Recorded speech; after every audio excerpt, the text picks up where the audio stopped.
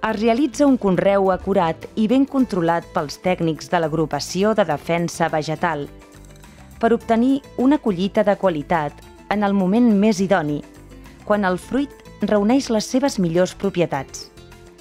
Es cull de forma manual, directament de l'arbre amb el sistema de pentinat i en ocasions pel sistema de vibració, sense perjudicar el fruit de manera que l'oliva no pateixi cap agressió.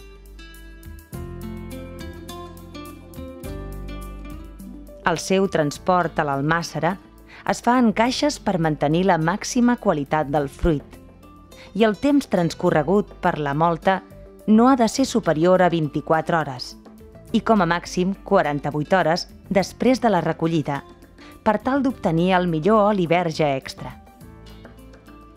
L'elaboració en l'almàssera es fa en fred per procediments mecànics i altres mitjans físics en unes condicions que no produeixin cap tipus d'alteració de les característiques naturals, biològiques i organolèptiques de l'oliva. La varietat arbequina de la zona, les bones pràctiques emprades durant tot el procés d'elaboració i els controls de qualitat als diferents molins fan que aquest oli sigui de qualitat elevada. És, per tant, un suc d'oliva que conserva tot l'aroma i sabor del fruit.